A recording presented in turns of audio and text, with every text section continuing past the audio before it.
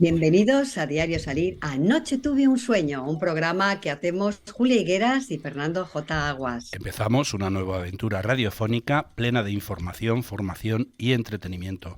Recordemos que Diario Salir Anoche tuve un sueño nació de la colaboración de dos revistas, Diario Salir y Anoche tuve un sueño. Dos revistas, Fernando, que como siempre os contamos, queridos y queridas oyentes, son muy diferentes en sus contenidos y estilo, pero que tienen objetivos comunes: el optimismo, el compromiso social, la solidaridad, la accesibilidad y la protección medioambiental. Siempre con sentido crítico, abierto a la esperanza y con vocación de servicio público. Como siempre, y es habitual en este programa, vamos a poner todo de nuestra parte para que disfrutéis viendo y escuchando, pues bueno, pues este programa, un programa hecho con mucho amor para que lo disfrutéis y lo paséis súper bien con nosotros. Las mejores y más bellas cosas de este mundo, como decía Helen Keller, no pueden ser vistas o incluso escuchadas, deben ser sentidas con el corazón. Y eso es lo que intentamos hacer aquí, ¿verdad, Fernando? Sí, pero bueno, ya sabes que los verdaderos protagonistas son los invitados que siempre tienen cosas muy interesantes que contarnos y de quienes aprendemos mucho en cada programa. Dinos por favor, Julia, ¿de qué vamos a hablar hoy? Pues mira, Fernando, hoy vamos a hablar en la primera parte de turismo y en la segunda de afectadas por la ley del solo sí es sí. ¿Y qué invitados nos van a acompañar hoy para tratar estos interesantes temas? Pues hoy nos van a acompañar Carlos Garrido, presidente de CEAP, Confederación Española de Agencias de Viajes, y vicepresidente de la Mesa de Turismo, entre otras muchas cosas, ¿eh? Y Emilia Zaballos, abogada y presidenta de la Fundación Zaballos, también entre otras muchas cosas más, que vamos a ir desgranando mientras empecemos a conversar con ellos, ¿eh? Vamos a dejar ahí algunas cositas en el tintero. Pues si te parece empezamos, no sin antes decir que normalmente contamos con los invitados en el estudio, pero que hoy por diferentes razones no pueden estar aquí y nos van a acompañar por Zoom, incluida tu compañera, que a saber por dónde andas, y yo aquí solo en el estudio y a punto de echarme a llorar. Ay, de verdad, Fernando. Mira que la semana pasada ya le comenté a nuestros escuchantes que en el estudio éramos tres: tú, yo y tu ronquera. Pues Ah, hoy sí, no. bueno, Pues hoy toca añadir- habrás visto que he Sí, recuperado la voz afortunadamente después de casi 20 días con un problema bastante serio de afonía. sí, pero hoy dices, bueno, ya no tengo casi ronquera, pues ahora añado las lágrimas, ¿no? Para Sí, que volvamos a ser tres. Pues sí, ya, mira, que ya. no seas melodramático, que no exageres, ¿eh? Que aunque no esté ahí presencialmente, ya sabes que mi espíritu está contigo. Sí, Y dicho esto, queridas y queridos oyentes, empezamos. Esto es Diario Salir. Anoche tuve un sueño, que se emite por streaming en www.clickradiotv.es, en sus redes y en su canal Twitch. También estamos en la televisión, cada día más cadenas de televisión de la mano de Telesur Madrid, desde el canal 40 de la TDT madrileña y en Diámetro TV y en el canal 33 de la TDT Canaria para todo el archipiélago. ¿Tienes hambre, Julia?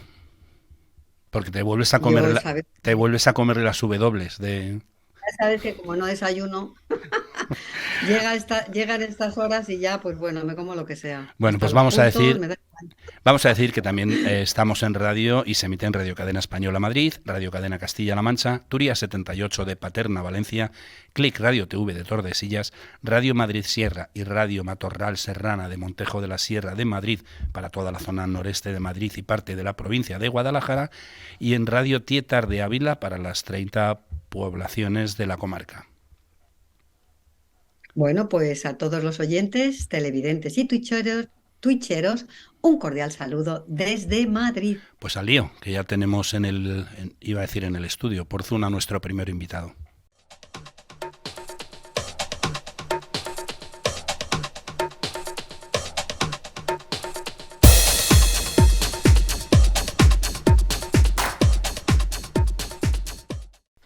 Julia, ¿nos presentas a este nuestro primer invitado de hoy? Claro, Fernando, y tenemos con nosotros a un gran conocedor del turismo. Deja que se lo presente a nuestra audiencia, ¿eh?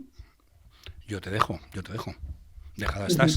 Carlos Garrido es presidente de CEA, como habíamos anunciado al principio, Confederación Española de Agencias de Viajes, Vicepresidente de la Mesa de Turismo, vicepresidente del ICTE, Instituto de la Calidad Turística, miembro de Conextur, Consejo de Estado de Turismo, miembro del comité organizador de FITUR y del Japan Advisory Board. Es también director de Relaciones Institucionales de Aboris y miembro del comité ejecutivo del Consejo de Turismo de la COE y de CEPIME y de la Mesa de Turismo. Bueno, madre mía. Bueno, y además, Julia, deja que apunte yo ahora que a lo largo de estos años, Carlos Garrido ha compaginado su actividad profesional con puestos de relevancia representativa e institucional como la presidencia de UNAP, Unión Nacional de Agencias de Viajes, la vicepresidencia de GEPTA, Guild of European Business Travel Agents, y la vicepresidencia también de AEDAVE, Asociación Empresarial de Agencias de Viajes. Ha sido presidente de AGE, Asociación de Jóvenes Empresarios, y miembro del Consejo Directivo de la Comisión de Turismo de CEIM, Confederación Española, de Empresarios Independientes de Madrid, y de la Cámara de Comercio de Madrid. Es medalla al mérito por la internacionalización turística en Iberoamérica y en la Conferencia Iberoamericana de Ministros de Turismo y Empresarios, celebrada en 2022, celebró la insignia de oro como prócer del turismo español en Latinoamérica. Habrás visto que he recuperado la voz, pero no la empanada sigo teniéndola. Bueno, el caso es que siempre vamos a ser tres en el estudio, no importa. Esto, Sí, como Lady Di, no pasa nada. hoy toca empanada. Bueno, bueno, Fernando, pues nada, nuestro primer invitado, ¿sabes? Acaba de llegar de Egipto. Menuda envidia me da, ¿eh? Bueno, buenos días, Carlos Garrido. Muchísimas gracias por acompañarnos esta mañana y por querer compartir estos minutos de radio con nosotros. Hola, buenos días. Muchas gracias y estoy encantado de estar aquí con vosotros y efectivamente recién llegado de Egipto. Soy un enamorado y como habéis visto en mi currículum soy un agente de viajes y un enamorado de los viajes y cada vez que puedo pues me voy de viaje. Pues Por eso, ya nos explicarás qué se te ha perdido en Egipto, porque vamos, no entiendo yo que haya alguien que quiera ir para allá. pues sí, bueno, somos miles de españoles los que hemos recuperado el entusiasmo por este destino. Es un destino único, la verdad es que a nivel artístico es de los destinos más bonitos que se pueden hacer. Es un arte milenario, la verdad es que hemos disfrutado de un tiempo muy bueno que hace en esta época, es cuando la mejor época para visitar el destino y han hecho muy bien la recuperación, ¿no? Como destino, lo mismo digo con cierta envidia, ¿no? Como destino han sabido eh, relanzar y repotenciar, ¿no? el turismo después de la pandemia y están recogiendo los resultados y es muchísimo el interés que ha habido siempre por este destino y se está poniendo pues de manifiesto en el número de españoles que estamos yendo allí, ¿no? Y de turistas de todo el mundo, ¿no? La verdad es que es un programa, Ay, sí, perdón. sí, Sí, no, perdona, Carlos, no. Quería comentarle a nuestras y nuestros queridos oyentes que allí habéis celebrado el Congreso de la CEA, la Confederación Española de Agencias de Viajes, ¿no? Y bueno, sí, estabas hablando de que se prevé triplicar la cifra de turistas españoles que visitan el país, ¿no? ¿Y qué ha cambiado desde 2019 para que haya esta explosión de Sí. visitantes españoles en Egipto? Bueno, la verdad es que se ha puesto muy de moda, ¿no? Porque es un destino muy divertido, muy cómodo de hacer. Nada descansado, ¿eh? Yo he venido totalmente agotado de unos madrugones de ver, pero todo muy apasionante, ¿no? Tanto hemos hecho un circuito de un crucero por el Nilo de 4 días, desde Luxor hasta Asuán, con las paradas pertinentes, a cual más bonita y luego 3 días en el Cairo, que también merece la pena porque son muchas las cosas que se pueden visitar, los museos, las pirámides y, bueno, es un destino que siempre, la verdad es que lo hemos estudiado todos desde pequeñitos en los libros de historia y todos, es un destino que casi que es de obligado cumplimiento, ¿no? Todos tenemos que ir allí, ¿no? Porque realmente tienen un estado de conservación del arte pues muy bien conservado, están haciendo pues muy bien las labores y realmente pues hay muchísimo interés y es lógico porque es un destino especial y apasionante. Carlos, eres presidente de CEAP, estás en contacto con muchas agencias. Yo te voy a pedir, por favor, que les digas que necesitan a alguien que les lleve las maletas a estos viajes, que cuenten conmigo. Y dicho esto, en plan de broma, deja a Julia que le pregunte a Carlos Garrido por Jordania y Egipto, que son destinos que están teniendo mucha aceptación, como ya nos comentaba, entre los viajeros españoles. ¿Por qué estos dos destinos y no otros? ¿Depende de la distancia y el tiempo empleado en el trayecto? ¿Responde a motivos culturales? ¿Presentan atractivos superiores a otros destinos? Sí, pues realmente son esas fundamentalmente las causas, ¿no? Después de la pandemia se están valorando y están funcionando mucho mejor los destinos de lo que llamamos nosotros media distancia, ¿no? Estamos a 5 o 6 horas de vuelo, donde realmente encuentras pues un mundo totalmente diferente. La temporada, la estacionalidad y el clima en esta época es el mejor para visitar estos sitios, ¿no? Donde hay muchas concentraciones de calor y es que la experiencia no puede ser más bonita, ¿no? Porque haces el viaje, estás disfrutando desde que llegas hasta que te vas, son muchísimos los contenidos, muchísimas las cosas que hacer, combinas el ocio también con el placer, con el descanso, que ya os digo que en mi caso pues ha sido poco, pero porque he querido, ya que vas al sitio, pues intentar ver los máximos sitios posibles. Y tanto Egipto como Jordania son destinos que están allí tiro a un precio muy razonable. Las agencias de viajes tenemos unos paquetes muy ajustaditos, donde el equilibrio entre la calidad y el precio es muy buena, y eso hace pues que haya este aluvión y este exceso de demanda. Han sido 2 años en los que la gente no ha podido viajar. Hemos estado viendo pues eso, por la televisión, y hemos estado con ganas, y a la que hemos podido, pues hemos salido todos como cohetes, ¿no? Y realmente, pues afortunadamente, pero también para el turismo y para las agencias de viajes, se ha restablecido los índices que ya manejábamos en el año 2019. Se ha hecho progresivamente durante este año, desde que terminó la última variante de Omicron, y realmente a día de hoy ya podemos decir que el tráfico de turistas para estos destinos pues está siendo equivalente o en algunos casos superior al del 2019. Bueno, pues eso es motivo de felicitación, ¿eh? Y de celebración, así que lo celebrarás mucho estas Navidades. Bueno, Carlos, tú pensarás que dirás, vamos a hablar otra vez de Egipto. Esta mujer la tiene contratada la oficina de turismo, pero no, soy una enamorada de Egipto y también soy una enamorada de la sostenibilidad. Entonces, como hemos comentado, ¿no? Que estaba de moda este país, en una de sus ciudades, en Sharm el Sheikh, que es una ciudad maravillosa que tengo el gusto de conocer, se acaba de celebrar hace nada la COP27, que es la Cumbre Mundial sobre la Sostenibilidad. ¿Cómo se puede hacer de la industria turística una industria más sostenible, Carlos? Pues mira, la industria turística tenemos una responsabilidad adicional en el tema de la sostenibilidad, ¿no? Realmente, de los 17 objetivos de sostenibilidad que se fijaron en la Agenda 2030, puedo decir que los 17 tienen que ver con el turismo. Todos tenemos una responsabilidad en el turismo con estos objetivos y con estos objetivos de sostenibilidad que se fijaron en la agenda.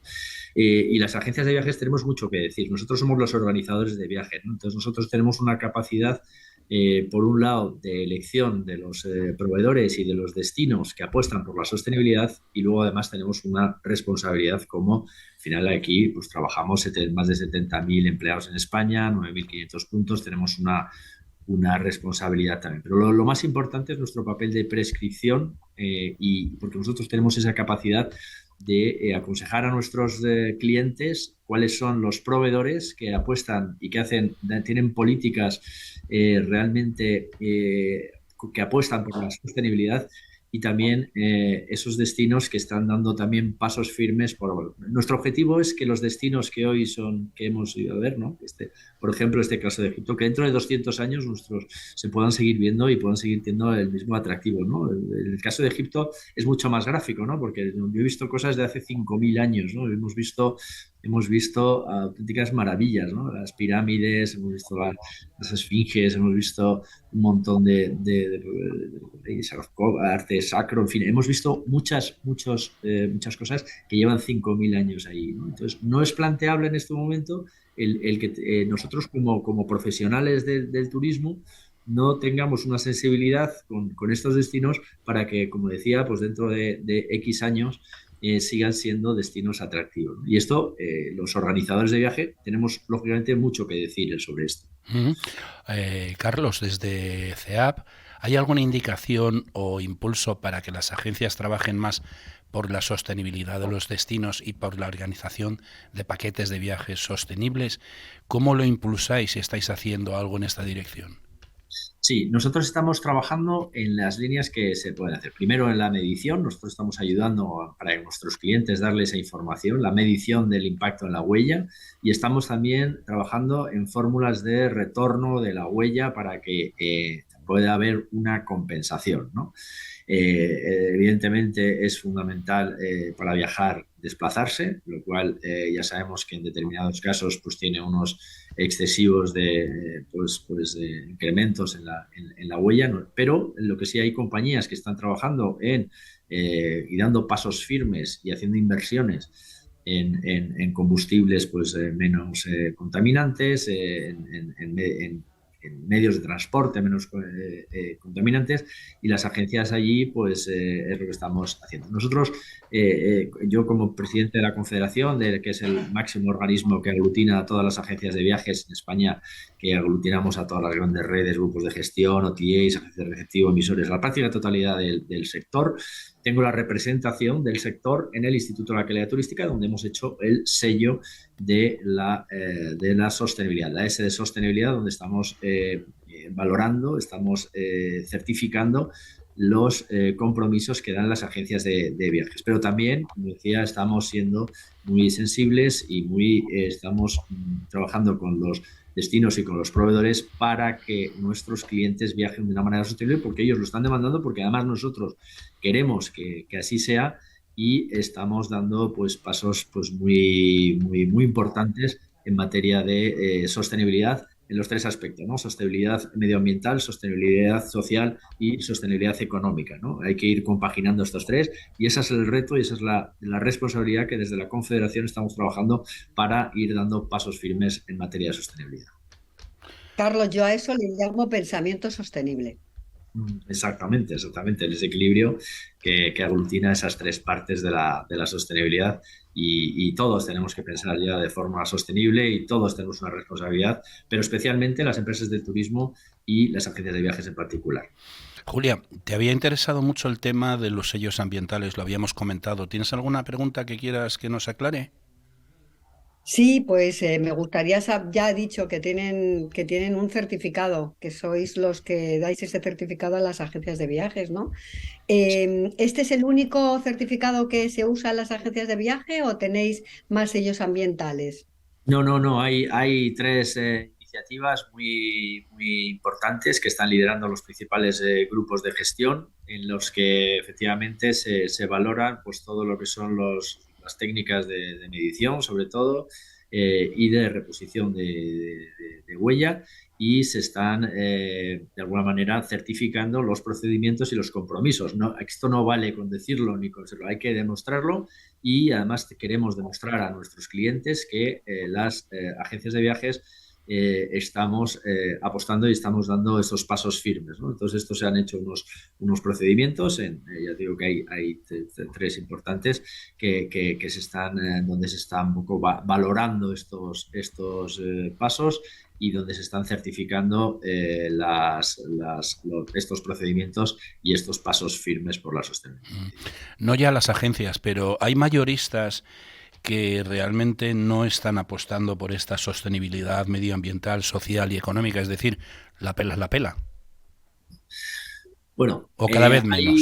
hay que buscar el equilibrio, y hay que ser conscientes de que el sector está atravesando un mal momento. Han sido 3 años, ningún otro sector hubiera tenido la resistencia que ha tenido. Es verdad que nos encontramos, hemos sido el sector más perjudicado por la pandemia, Yo siempre utilizo un símil hospitalario. Estuvimos en la UBI con una caída de la facturación del 90%. Luego pasamos a planta el segundo año, donde nuestra facturación bajó al 50%. Y hoy todavía estamos convalecientes, estamos ya en casa. El sector se ha salvado, pero todavía se están reestructurando. Entonces, hay que tener en cuenta que la situación económica del sector es muy perjudicial en este momento, pero aún así tengo que decir con cierto orgullo que hay una concienciación generalizada, ¿no? Como decía, nosotros representamos a la práctica total de las agencias de viajes y también de los tour operadores, y la práctica totalidad de los tour operadores están dando estos pasos firmes por la sostenibilidad, ¿no? Entonces, ahí tengo que decir que el sector está respondiendo muy bien dentro de las posibilidades y de las pues inversiones que conlleva aplicar políticas de sostenibilidad, teniendo en cuenta que además el mercado pues, es sensible a la sostenibilidad, pero también es muy sensible al precio. Entonces hay que buscar siempre ese equilibrio para ir dando esos pasos y adquiriendo esos compromisos que el sector está, como decía, reaccionando muy bien. Pero bueno, estamos hablando de la pandemia, Carlos. Bueno, lo estabas diciendo, ¿no? Que habéis estado en la UBI, luego habéis subido a planta. ¿Cuándo crees que se recuperará el sector a niveles pre-COVID? Bueno, ya podemos decir que la recuperación está siendo progresiva, es decir, enero y febrero no se facturó y por eso este año todavía no se van a alcanzar los niveles del 19. Nosotros tenemos la esperanza, y es un poco esperanza porque es verdad que hay muchas incertidumbres todavía, los efectos de la guerra, la inflación elevada, los precios de los carburantes, la energía tienen una incidencia directa, al final las agencias lo que vendemos es una suma de paquetes turísticos y todos se ven afectados por los precios, como decía, el sector es muy sensible también a los precios y por eso nos preocupa mucho lo que pueda pasar el año que viene. Pero realmente viendo el tráfico y el comportamiento de los turistas y la evolución y el crecimiento sustancial y progresivo que ha habido durante los últimos meses, creemos que se va a facturar por lo menos lo mismo que en el año 2019 ya en el año 2023. Por lo tanto, podemos hablar ya de recuperación, pero de recuperación me refiero en términos de facturación, en términos de empleo incluso también, en términos de creación de red, lo cual es una buenísima noticia porque significa que el sector ha resistido, e insisto que ningún otro sector creo que hubiera sido capaz de resistir como lo han hecho los empresarios de las agencias de viajes a base de dejarse su patrimonio de grandes esfuerzos. Las ayudas han sido muy escasas y aún así el sector ha resistido. Y ahora lo que necesitamos es esa coyuntura estable para volver a facturar y volver a que nuestros negocios vuelvan a facturar como lo hacían antes, porque realmente lo cierto es que a la gente nos gusta viajar cada vez más, cada vez lo hacemos cada vez más que podemos y se está demostrando en el movimiento de turistas y en el tráfico de turistas de estos meses, vamos, incluso estos puentes y estas navidades, que está siendo muy elevado a casi todos los destinos. Una cosita, Carlos. Ahora hablaremos de cifras de turismo, pero comentabas que se ha recuperado el empleo, que el sector ha resistido, pero cerraron muchas agencias durante la pandemia. ¿Fueron muchas? ¿Se han recuperado Sí, o se han cerrado mira, definitivamente? sí, mira, llegaron a cerrar el 20% de las agencias y se llegó a caer el empleo de una cifra parecida, el 25%. Más del 90% estuvimos en ERTE, somos el único mecanismo, el único sector que consiguió aprobar el mecanismo RED, que es un mecanismo específico para el único sector después de la reforma laboral, que contempla este tipo de ERTES, ¿no? Post-COVID. Hemos sido el único sector que lo hemos conseguido gracias a las gestiones que se han hecho desde la Confederación y el apoyo pues, de la COE y también del gobierno, que ha tenido esa sensibilidad con las agencias de viajes. Entonces, el sector que tiene 70.000 llegó a perder el 20% del empleo y hoy podemos estar en el 4 o 5% nada más de caída, pero que es circunstancial, porque también nos coincide con la baja temporada, pero yo tengo la convicción que cuando empiece la temporada alta, es decir, los meses de Semana Santa, por ahí, mes de marzo, abril, se va a recuperar la totalidad del empleo, incluso vamos a crecer. Y en términos de creación de red va a pasar lo mismo. Ha habido una concentración por la parte de arriba, por las empresas, las grandes empresas, pero ha habido una dispersión por la parte de abajo, es lo que esto se produce en este sector y ha habido una apertura de muchísimas agencias de viajes también. Por lo tanto, creo que durante el año 2023 vamos a recuperar también la misma red de agencias que teníamos, ¿no? Con un poco de concentración, insisto, por arriba, en lo que son las grandes redes, las grandes empresas del sector, pero con dispersión por abajo, que va a hacer que el número se mantenga estable cuando termine el año 2023. Voy a dar unas cifras de turismo, Carlos, para situarnos. En 2019 llegaron a nuestro país 83 millones y medio de personas. En 2020 la caída fue brutal, como comentabas, y nos quedamos en 19 millones aproximadamente. En 2021 subió a 31 y hasta octubre de 2022 han llegado a España 63 millones. ¿Crees que pronto recuperaremos esos niveles de 83 millones y medio prepandemia o nos queda todavía un poquito?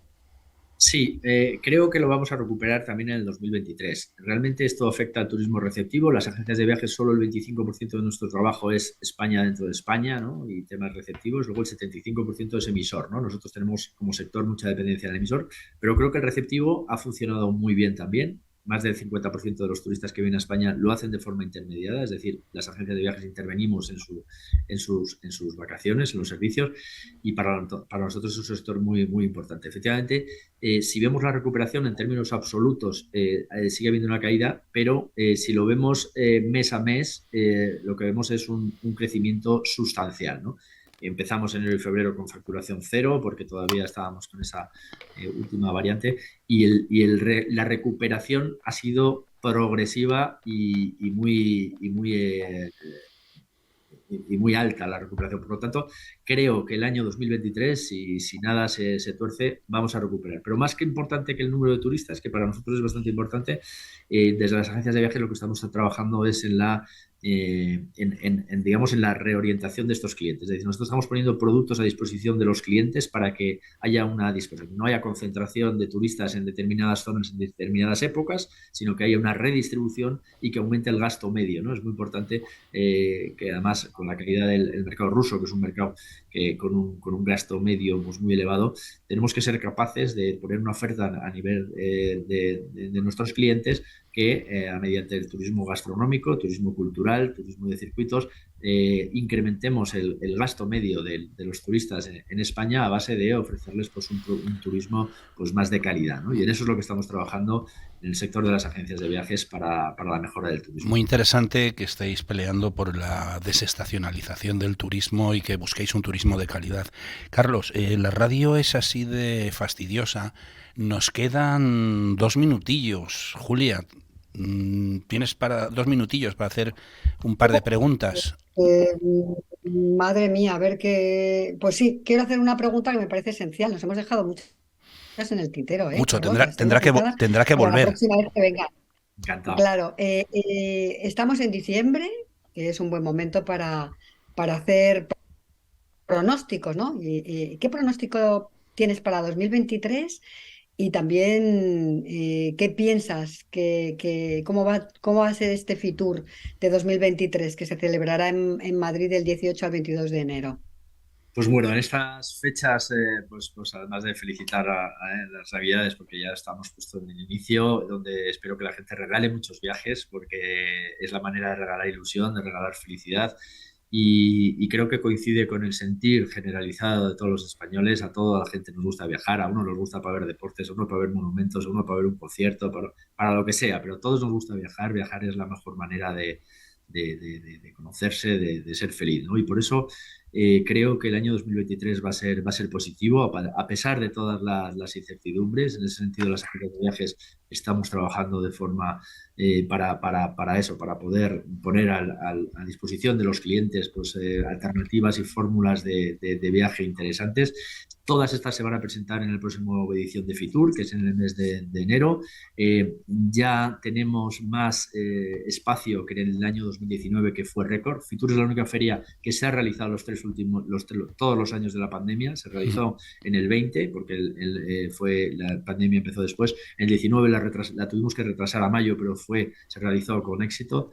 21 también, 22 también, y ahora la de 2023 se presenta con crecimiento en el número de puestos, en el número también de inscripciones, y creo que va a ser una feria que os recomiendo a todo el mundo para plantearse las vacaciones y para ver las novedades que estamos presentando las agencias de viajes para este año 2020. Yo soy asiduo a Fitur y allí nos veremos, pero como siempre la hora se nos ha echado encima y tenemos que dejarlo aquí. Tendrás que volver, pero ya presencialmente, Carlos, cuando puedas. Muchas gracias, Carlos Garrido, presidente de CEAP, Confederación Española de Agencias de Viajes, y vicepresidente de la Mesa de Turismo, por haber compartido con nosotros estos minutos de radio y de televisión. Muchas gracias, ha sido un placer y estaré encantado de volver siempre que lo estiméis, siempre que nos invitéis para hablar pues, del turismo, de las agencias de viajes, y muchísimas gracias y enhorabuena por el programa. Te esperamos Pues Carlos, un abrazo grande, nos vemos en Fitur y feliz Navidad. Sí, ya que has empezado con las felicitaciones, pues feliz Navidad. Eso iba a decir, que probablemente sea un buen momento en Fitur, antes, durante o después. Muchas gracias, Carlos, un saludo.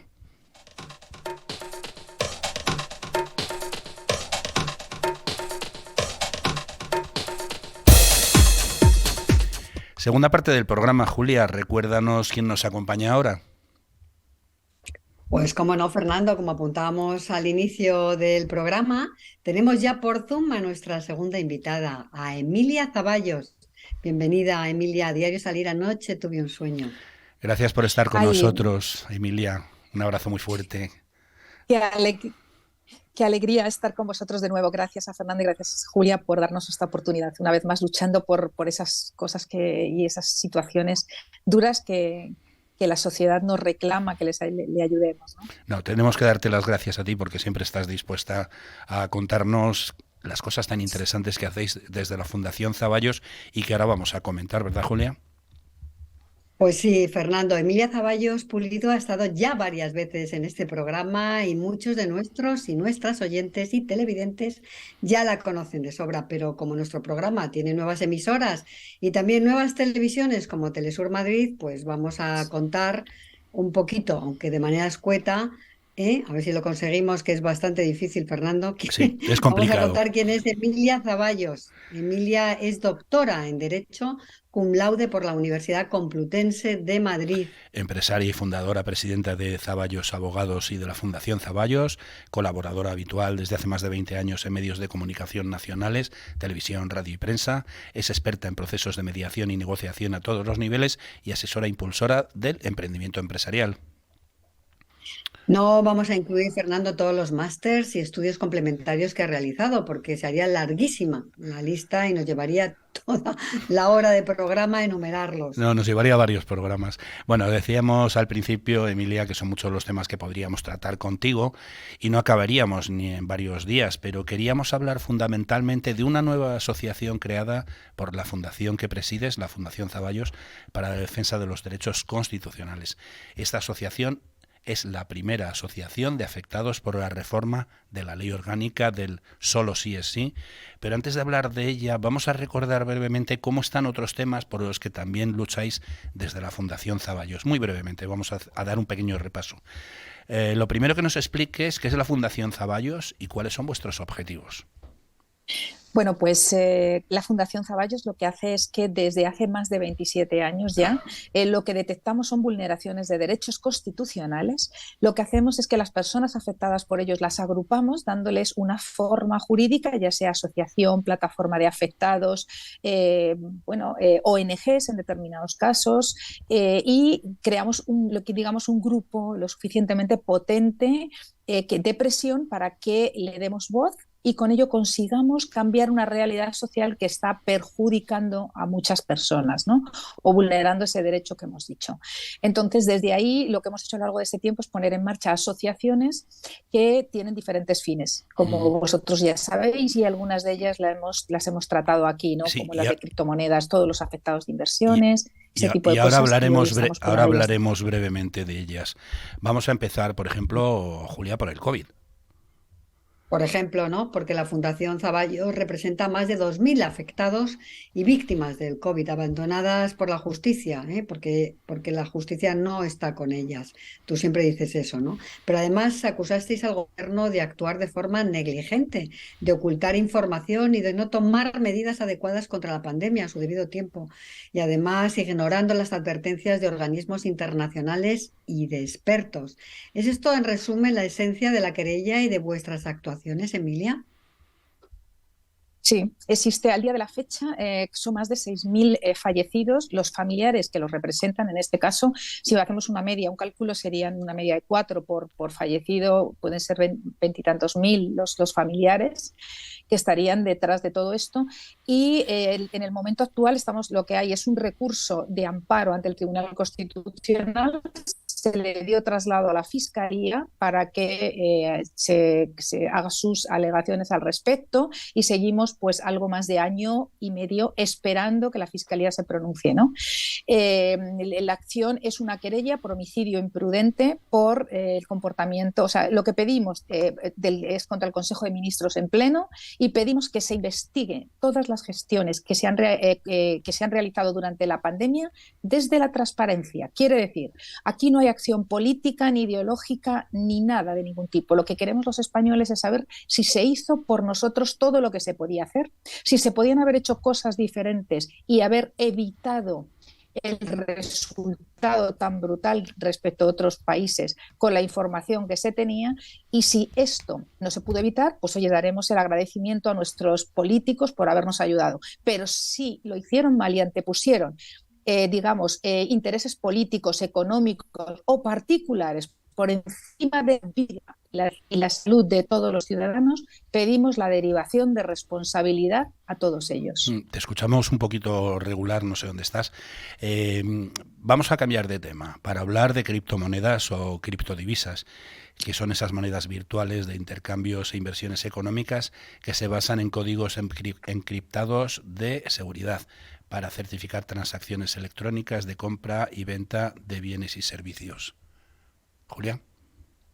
Sí, claro, porque Emilia Zaballos, queridas y queridos oyentes, es también la presidenta de la Asociación de Afectados por Inversiones en Criptomonedas, una asociación que nació para defender los derechos de quienes han resultado estafados por el mal uso de estas monedas virtuales por parte de chiringuitos financieros. Emilia, lleváis trabajando ya desde 2020 en este tema, cuando fundasteis la Asociación de Afectados por la Inversión o por Inversión en Criptomonedas. ¿Por qué creasteis esta asociación de afectados? ¿Eran muchos los que habían sido perjudicados o estafados? Sí, probablemente al día de la fecha estamos representando más de 20 plataformas estafadas, o sea, estafadores, vamos a llamarlas de alguna, o que han estafado. Estamos con más de 7.000 afectados y muchos, con ellos personados ya, pero con muchos de ellos pendientes de personaciones. ¿Y por qué la ponemos en marcha? Porque la criptomoneda se pone de moda, porque es una forma en la que invertir en ellas es muy rentable, y si haces bien el trading y estás informado y formado en ello, pero se empieza a vender desde determinadas, ahí sí llamamos plataformas. Recordar que invertir en criptomoneda es un producto volátil donde tú aceptas ese riesgo, pero donde están los afectados son en plataformas. Quiere decir, yo le doy dinero a un tercero que lo va a invertir porque yo no sé, y ese es el que se marcha con el dinero. Para que nos situemos. Contra esas plataformas es con las que estamos actuando, porque son estafadores. Decir que al día de la fecha, ¿qué sucede? En el 20 nos encontramos que tras el confinamiento las personas, esa inversión que tenían millonaria, quieren empezar a recuperarlo porque la crisis es más grande de lo que se imaginaban, y cuando quieren recuperar se dan cuenta de lo que es falso y que había sistemas piramidales o sistemas Ponzi y su dinero ya no existía, ¿no? Y que eso que le estaban diciendo, que sus 20.000 se habían convertido en 500.000 o en no sé cuánto, no es cierto, ¿no? Y ahí se crea esa alarma, se ponen en contacto con nosotros y automáticamente ponemos en marcha la asociación. Desde vuestra asociación de afectados por por inversiones en criptomonedas, lograsteis un hito y fue recuperar lo invertido en bitcoins por algunos de vuestros clientes en Valencia. Pero la estafa más Sí. importante de las que lleváis en la fundación era contra Javier Biosca, acusado de la mayor estafa con criptomoneda investigada por la Audiencia Nacional y valorada en unos 500 millones de euros, probablemente incluso más. Pero resulta que ha fallecido en la localidad malagueña de Estepona, donde presuntamente se ha suicidado, según fuentes policiales. ¿En qué situación deja esto a los afectados por esa estafa? Fernando, me alegra que me preguntes por esto. Primero, porque la cantidad son 818 millones de euros. Ma- Estamos personados por más de 900 personas afectadas. Y lo estafado es la cantidad antedicha. Él se ha suicidado efectivamente hace aproximadamente escasos 12 días, 13 días, estando en libertad bajo fianza por segunda vez. Nosotros advertimos de este riesgo porque él, incluso en conversaciones que yo había tenido con él en varias ocasiones, sobre todo la primera vez que le pusieron en libertad en el mes de julio, en el que tenía miedo porque habían amenazado con quitar la vida a su mujer, a su hijo, pero principalmente a él, incluso estando en prisión. Eso se nos transmitió. Eso se lo dijimos a la audiencia, el gran riesgo que suponía el ponerle en libertad. Y como habéis visto, no ha durado ni siquiera 15 días. Hablamos de suicidio. Nosotros seguimos insistiendo en que bajo ningún concepto se debe sobreseer esa causa, se debe investigar perfectamente porque con los antecedentes que existía de amenazas de muerte, incluso todas las personas de su entorno más cercano, no su familia que estaban allí presentes, su mujer y su hijo, sino otras personas de seguridad que hemos hablado, no es un hombre con el valor como para quitarse la vida. Y creemos que hay algo detrás y eso nos tiene preocupados a todos. ¿Qué deciros? Que esto no afecta, el procedimiento sigue no solamente contra su esposa, Paloma Gallardo, su hijo Sergio, y también existe contra Luis Monge, que era una de las fichas claves y que están ahí, más un grupo de personas con las que vamos y hemos ampliado la querella. El procedimiento sigue en responsabilidad penal y civil frente a todos ellos. O sea, que no tiene, porque estamos convencidos de que tienen las claves y tienen las billeteras frías y el dinero no se lo ha llevado, esas claves no se las ha llevado Javier a la tumba, sino que las ha dejado aquí y el dinero, ya sea en criptomonedas, o sea, existe y por supuesto vamos a seguir hasta el final, hasta que consigamos aclarar esta situación. Estamos en la Audiencia Nacional y contamos con la colaboración y todo el apoyo de la justicia, tanto a nivel del propio magistrado, juez instructor, como de la UDEF y todo lo que hay. O sea que la esperanza sigue y respecto de Javier, son sus herederos los que responderán civilmente, pero penalmente se extingue al haber fallecido la responsabilidad, pero sigue el procedimiento. Ujú. Ujú. Emilia, te Entonces, he escuchado decir que tenéis los monederos, pero no las claves. ¿Sirve de algo tener esos monederos y las claves? No, lo que he dicho es que estamos convencidos de que Javier no se llevó las claves a la tumba. O sea, Ah, ok. los monederos los tienen, sabemos, porque hay disposiciones, porque ha habido cosas y porque además por ciertas circunstancias que no podemos desvelar en el programa, pero vamos, lo tenemos claro y Javier no se ha llevado el dinero.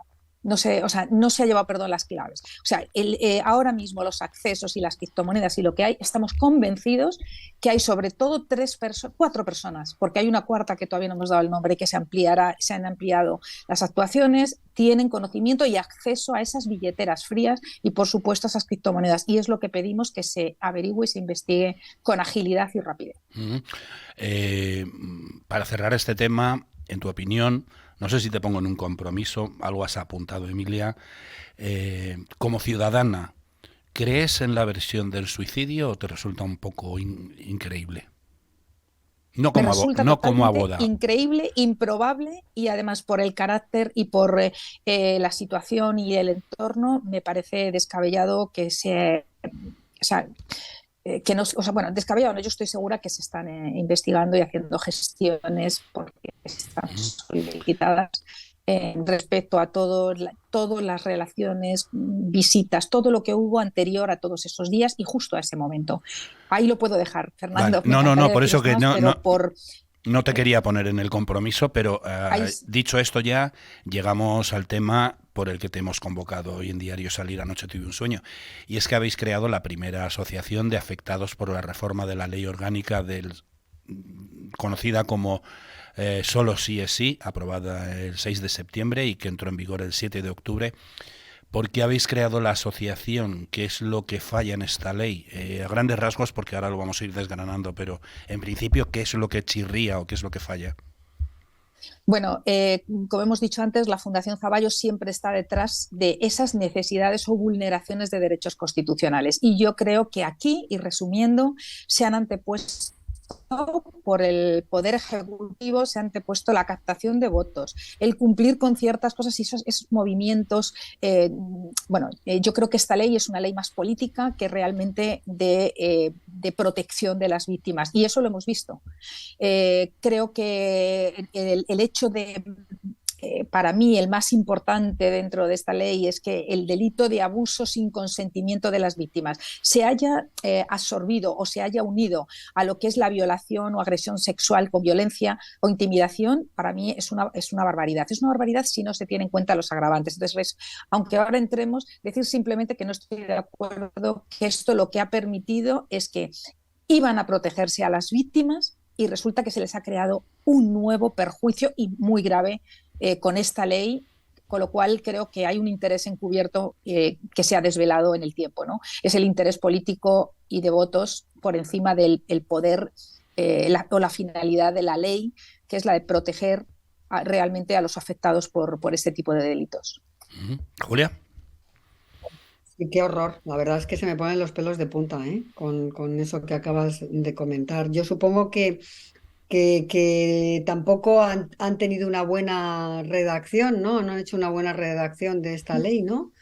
Y Sí, no lo entiendo. ¿Qué ha sí, pasado para que estén haciendo esas penas? ¿Qué es para que nuestros oyentes, sobre todo nuestras sí. oyentes, Pues entiendan? sí, Julia, muy buena pregunta. Mira, lo que se ha hecho es que antes se regulaban, o sea, en la regulación anterior lo que existía era todo lo que eran los abusos sexuales, iban por un artículo con unas penas, y todo lo que era la violación o agresión sexual con violencia y con intimidación se regulaba con otras. Ahora, y tenían unas penas, el segundo delito que he mencionado, las penas eran mucho más altas. ¿Qué sucede? Eran entre 6 y 10 años. Cuando ahora lo que hacemos es unir los dos delitos, lo que hacen es que los que son más leves se pone una pena de 4 años. Quiere decir que hay solo un artículo, un tipo penal que asume los dos, y ponemos la pena mínima entre 4 años y la pena máxima 10 años. ¿Qué sucede? Que si nosotros tenemos con esto que ellos no tienen en cuenta, el legislador no tiene en cuenta que esto está muy bien, como lo han vendido, como hemos dicho, a nivel que las penas se han endurecido, los abusos ahora son más graves, sí, pero no tienen en cuenta que al reducir la pena mínima, todas las personas que están condenadas con sentencia firme y los que lo cometan ahora, en este tiempo, si se les ha impuesto en sentencia firme la pena mínima antigua, que era 6 años, recordar, la ley anterior era entre 6 y 10 años. Ahora, ¿qué dicen? Perdón, en el mismo tipo penal, ahora la pena mínima son 4, quiero que me la rectifiquen. ¿Con esto qué quiere decir? Los que estaban condenados por 10 años al ser la máxima no tienen derecho a reclamar. Los que estaban condenados por la mínima, que eran 6, tienen derecho a reclamar y bajen usted 2 años porque la pena ahora son 4. Y el artículo 2.2 del Código Penal dice algo que es importantísimo, importantísimo, que es el principio de retroactividad de las leyes penales que favorezcan al reo. ¿Qué quiere decir esto? Pues que si hay una persona en prisión y se aprueba una ley que le beneficia más, se le tiene que aplicar siempre porque tiene efecto retroactivo. Os comento un problema más. Nosotros desde la asociación estamos pidiendo ahora que se cambie y se modifique esa ley cuanto antes, porque aunque la modifiquen ahora, recuerda lo que acabo de comentar del artículo 2, siempre se aplica la pena más beneficiosa al reo. Entonces, aunque la cambien ahora y esto se modifique y se tenga en cuenta como agravante la agresión con violación violencia e intimidación, todas las personas que hayan cometido los delitos ahora o los anteriores se le aplica la más beneficiosa, quiere decir, en este caso la más antigua, que es esta aprobada. O sea, que ya con efectos retroactivos no vamos a poder arreglar lo mal hecho. Entonces, Indubio pro reo, en caso de duda siempre a favor del reo, y en caso de las leyes siempre se le aplica la más beneficiosa. Julia. Sí, bueno, yo la verdad es que no me voy a olvidar de esta ley, sinceramente, porque me parece inaudita, ¿eh? Cuando fue redactada la ley del solo sí es sí, varios organismos judiciales alertaron ya de estas lagunas. El Consejo General del Poder Judicial advirtió en un informe que la reducción de los límites máximos de las penas comportará la revisión de aquellas condenas en las que se haya impuesto las penas máximas según la regulación vigente. El Consejo Fiscal alegó que la norma va a resultar extremadamente difícil a la imposición de penas tan elevadas en su grado máximo. El Consejo de Estado señaló que la redacción es susceptible de mejoras que hagan el precepto más comprensible y riguroso. ¿Por qué crees que no se han tenido en cuenta estas consideraciones? Apuntabas que era por motivos políticos, por motivos de votos, porque estamos ya casi en campaña preelectoral, ¿no? ¿Hay Julia, alguna...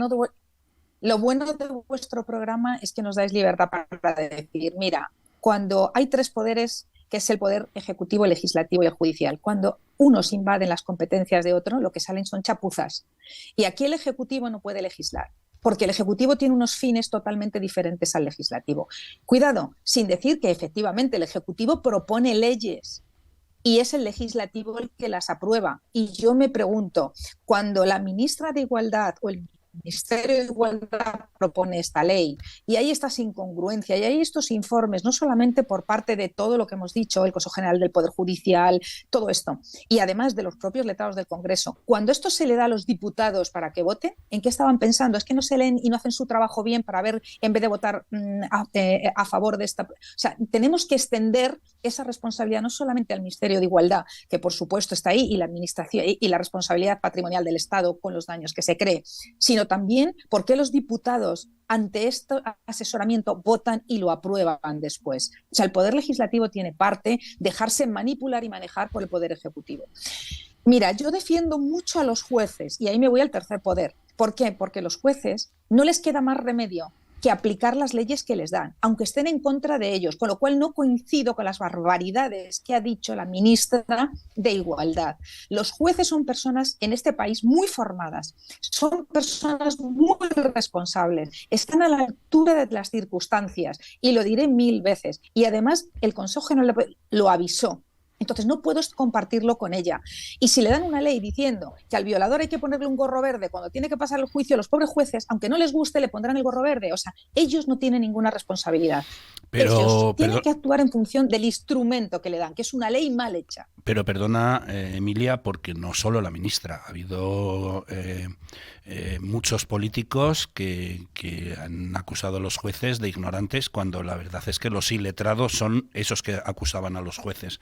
Dicho esto, aunque ahora se cambiara la ley de nuevo y se establecieran penas mayores, no podría aplicarse, has dicho, con efectos retroactivos. Lo prohíbe expresamente la Constitución y se deberían aplicar esos beneficios que ya ha establecido esta ley para el reo, ¿no? Esto es lo que está haciendo que se revisen penas y se libere a condenados al rebajarse las penas con la ley esta en la mano. Claro, o sea, porque como estamos hablando de que la pena mínima ha bajado, pues ellos piden la revisión. Pero no se os olvide algo, se aplica y ellos piden de acuerdo a la nueva ley porque es más beneficiosa, pero el artículo del Código Penal dice que siempre se le aplicará la más beneficiosa. Quiere decir que cuando se cometió el delito de acuerdo a cuando cometió el delito, la legislación más beneficiosa. Quiere decir que aunque modifiquen esto, solamente se aplicará a partir de esa modificación, porque aunque las penas vuelvan a subir, ellos se acogen a la ley nueva o a la antigua. O sea, quiere decir, todos los anteriores se van a seguir acogiendo a esta ley antigua, no podemos aplicarlo. Entonces, ¿qué pedimos desde la asociación? Mira, es muy sencillo. Primero, que se modifique urgentemente. No podemos esperar a que haya jurisprudencia. Como ha dicho el presidente del gobierno, vamos a esperar a ver qué hacen los jueces y según la jurisprudencia, así lo cambiamos o no lo cambiamos. No, porque se están beneficiando personas que no deben. Modificación urgente de la ley, primer punto. Segundo, no olvidemos que los daños que se le producen a las víctimas son tres. Primero, cuando sufren la violación. Segundo, cuando celebran el juicio. Y tercero, el daño tan grande psicológico y moral que están sufriendo a ver a sus violadores, que se les reducen encima las condenas, cuando ellas quizás siguen en tratamiento y todavía no han superado esto. 3 veces les creamos más perjuicio a las víctimas. Tercero, responsabilidad, primero, del Ministerio de Igualdad y, por supuesto, la derivación de esa responsabilidad a lo que es la responsabilidad patrimonial del Estado. Que las indemnice si realmente esos daños se pueden valorar psicológicamente por peritos. Con lo cual, y una de las cosas, por supuesto, creo que en este país y en todos, la seguridad jurídica es algo importantísimo, incluso para inversiones extranjeras, para todo. Nosotros no podemos, y sobre todo el poder, ni el ejecutivo, ni el legislativo pueden criticar al poder judicial, porque eso es inseguridad jurídica, eso da inestabilidad al país, porque dejamos de creer en nuestros jueces. ¿Cómo un poder puede criticar a otro? Tienen que desdecirse y dar reconocimiento al Poder Judicial y a nuestros miembros, ¿no? Digamos, para nosotros son la clave, ¿no?, de la aplicación de la justicia, porque se merecen que se les dé ese respeto y ese reconocimiento y tendrían que desdecirse. Respecto Emilia, a que dimita o no la ministra de Igualdad, yo sigo diciendo que no entraré nunca en política. La misión de la Fundación es mantenernos al margen de la política y la defensa exclusivamente de los damnificados o los perjudicados por una mala gestión, venga del partido político que venga. Emilia, da gusto escucharte y además es que lo explicas con una claridad que yo creo que nos ha quedado a todos muy clarito, pero nos hemos ido de tiempo. Julia, ¿tienes una última pregunta? Sí, sé que habéis creado, Emilia, un chat en Telegram para abogados, juristas, mujeres afectadas por la ley del solo sí es sí. ¿Qué buscáis con este chat y qué va a aportar a quienes participen? Pues mira, estamos esperando, o sea, esperamos que haya mucha afluencia. El chat para Telegram lo pueden buscar víctimas ley sí es sí. Y automáticamente también hay una página web donde van a tener información y lo que buscamos es recordar lo de siempre, la fuerza, la unión hace la fuerza. ¿Qué hay que hacer? Una gestión para que se modifique rápidamente esta ley, lo primero. Y segundo, están acudiendo, y lo que más me sorprende, contactando conmigo, incluso personalmente, asociaciones de mujeres violadas, porque tienen que esperar a que sea el violador el que pide esa modificación. Si no lo pide, pensar que eso no se aplica automáticamente. Entonces, según les van llegando esas comunicaciones, y deciros que hay más de 200 pendientes de entrar, al día de hoy, o sea, imaginaros, no son ya las 50 o las que haya, sino todas las que quedan pendientes, que tenemos conocimiento de ellas. Entonces, cuando les llegue esa comunicación, les daremos argumentos para oponerse, servirán de poco porque la ley está ahí, pero les daremos esos argumentos y, por supuesto, lo que sí que haremos es, si la situación al reducirse les produce perjuicios, valorarlos con psicólogos y pedir esa derivación de responsabilidad patrimonial del Estado y a ministra de Igualdad y tomar las acciones. Si ellas deciden desde ese chat y desde esa unión y con la información que haya, hasta incluso llegar a solicitar pues esas dimisiones, Emilia, habrá que hacerlo. Perdóname, pero estamos fuera. Solo una última pregunta, porque esto tiene un coste. Pedís la colaboración de abogados, voluntarios que quieran participar en el proyecto, aportaciones económicas para los gastos. Brevemente, ¿cómo se puede colaborar con vosotros? Bueno, pues yo siempre digo que tenéis la página que es fundacionzaballos.es. Ahí te puedes hacer amigo de la fundación. Son 15 euros al mes. Yo pido que todas las personas que quieran ayudar, porque por supuesto es la forma, hacerse amigo de la Fundación, no solo por este objetivo, sino también porque no se os olvide que tenemos en marcha la Asociación de Prácticas Coercitivas de la Agencia Tributaria o Administraciones Públicas, las prácticas abusivas de las compañías aseguradoras. Sí, o sea, nosotros estamos defendiendo. Tenéis muchas cosas, la verdad, me vas a tener que perdonar, pero estamos fuera. Te emplazamos a que vengas en enero o a que hablemos contigo en enero y que nos cuentes cómo ha ido evolucionando todo esto, porque es que se nos quedan muchísimas cosas en el tintero. Muchas gracias, Emilia Zaballos, presidenta de la Fundación Zaballos, por aclararnos los problemas y las deficiencias que parece presentar la ley orgánica del solo sí es sí. Complicado para los profanos, pero contigo hemos aprendido mucho y nos has aclarado bastantes cosas. Muchas gracias, Emilia. Un abrazo a todos.